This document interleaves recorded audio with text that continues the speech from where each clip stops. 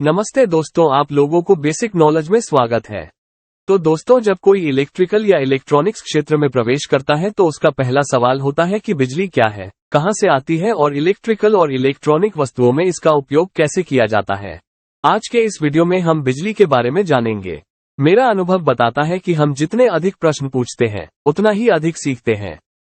सीखने की कोई उम्र सीमा नहीं होती, हम किसी भी उम्र में सीख सकते हैं। तो बिना किसी और देरी के चलिए आज का वीडियो शुरू करते हैं।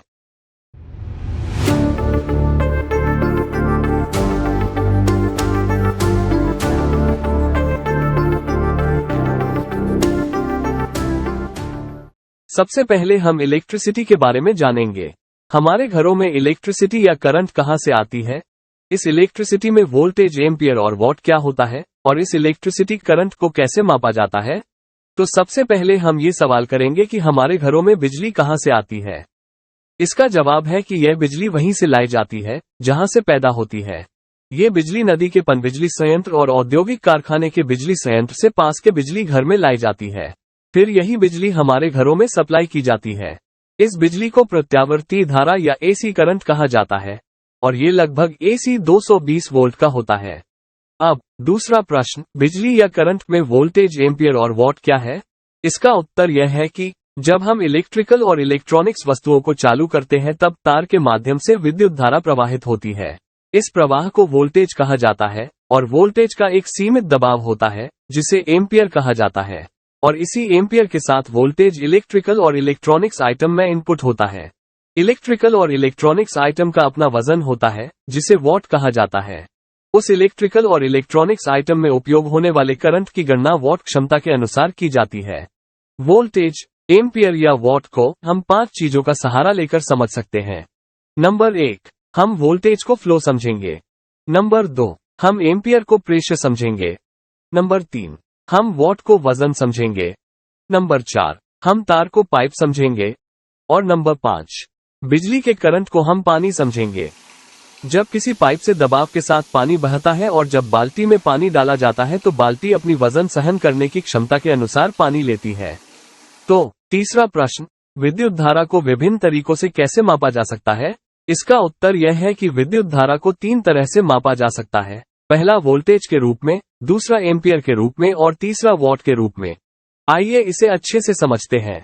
करंट विद्युत आवेश के प्रवाह का प्रतिनिधित्व करता है और इसकी यूनिट एम्पियर है। विद्युत परिपथ के डिजाइन और प्रदर्शन के लिए धारा की प्रवाह दर का वर्णन करना आवश्यक है। एम्पियर करंट की यूनिट है और यह विद्युत आवेश की प्रवाह दर को मापता है, इसलिए इसे प्रवाह दर के सादृश्य के साथ समझाना सही है।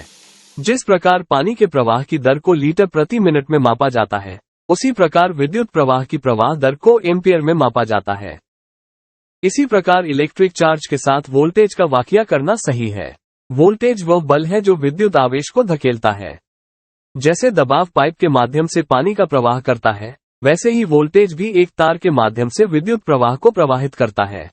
जब भी हम कोई इलेक्ट्रिकल या इलेक्ट्रॉनिक्स आइटम खरीदने पर विचार करते हैं तो हम 2 चीजों को ध्यान में रखते हैं, वोल्टेज और आइटम की वॉट क्षमता।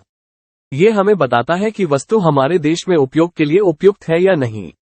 भारत में इलेक्ट्रिकल और इलेक्ट्रॉनिक्स आइटम 220 वोल्ट के लिए डिजाइन किए गए हैं, जबकि अमेरिका में वे 110 वोल्ट के लिए डिजाइन किए गए हैं। वस्तु का वाटेज हमें बताता है कि यह कितनी बिजली की खपत करेगा और एम्पियर हमें बताता है कि ये इलेक्ट्रिकल या इलेक्ट्रॉनिक्स आइटम किस गति से बिजली खींच रही है। तो दोस्तों, इससे हमें ये पता चलता है कि वोल्टेज, एम्पियर और वॉट एक ही रिश्ते में बंधे हुए हैं। मुझे उम्मीद है कि आप सभी इलेक्ट्रिसिटी या करंट को अच्छी तरह समझ गए होंगे और आने वाले दिनों में इसी चैनल पर इसी तरह का ज्ञानवर्धक वीडियो मिलता रहेगा।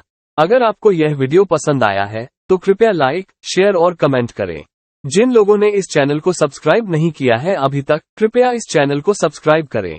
तो दोस्तों, हम जल्द ही फिर से मिलेंगे। आज के लिए बहुत बहुत धन्यवाद।